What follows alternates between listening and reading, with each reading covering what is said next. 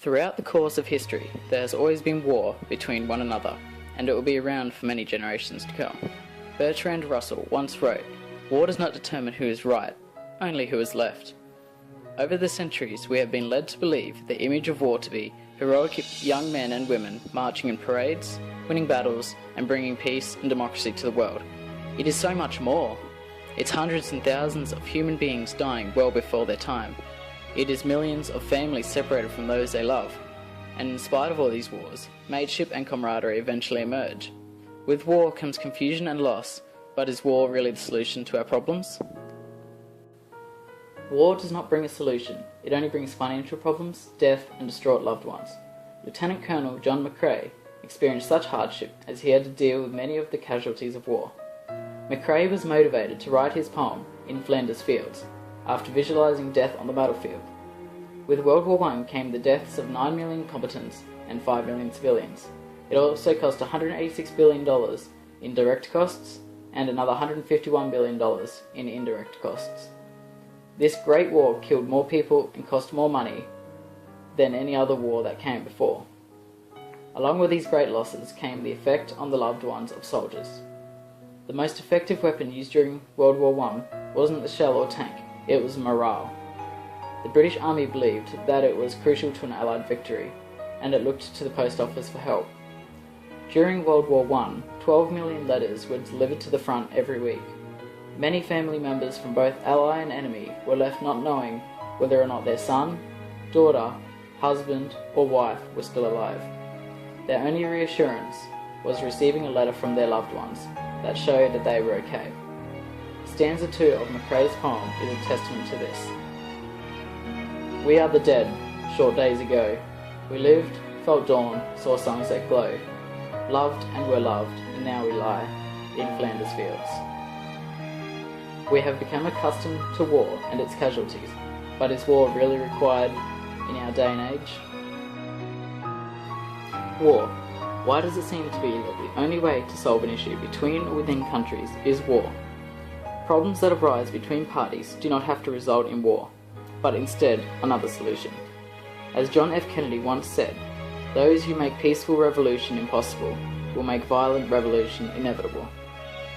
Peace cannot be kept by force, but rather by making attempts to get along with one another, and at the moment the world and religious leaders appear to believe that war is the only way. However, war may be prevented if they were to meet and discuss the issues face to face. This non-violent action provides a way of acting effectively in a conflict without the use of physical violence. In doing so, the non-violent forms do not kill, but do undermine an opponent's military support. War has become a part of our daily lives, but it does not need to be this way. Politics and conflicting religious views are the two main factors that often begin a war and fuel its longevity. During time of war and conflict, people often become confused in what they are actually fighting for. So many soldiers who lay their lives on the line don't even realize what they are fighting for. They head out to kill others who are their so-called enemies. Bertie Felstead, a British soldier, World War I veteran and centenarian, who was believed to be the last surviving soldier to have taken part in the Christmas truce of 1915. During the Christmas truce, soldiers crossed trenches to exchange seasonal greetings and talk. Signs of camaraderie and mateship began to show between the ally and enemy. In areas, men from both sides ventured into no man's land to exchange food and souvenirs. There were joint burial ceremonies and prisoner swaps, while several meetings ended in carol singing. Men played games of football with one another, giving one of the most enduring images of the truce. This one truce is able to show that the soldiers themselves were able to get along. They had nothing against one another. Bertie described the Germans as all right. Unfortunately, the truce ended when a British major ordered the British soldiers back to their trench, with a reminder that they were there to kill the Hun, not make friends with them. The mood of Christmas friendliness was shortly broken by the firing of British artillery, bringing more fighting and death back to the battlefield once again. It would appear that in most cases, war is the arrogance of power, such power causing many young men and women to fight each other for reasons not known to them. They may die for glory not known, They may be buried in fields, away from home, where now poppies grow. The reason for war to those who fight may not be clear. They kill, they maim, and destroy each other's lives.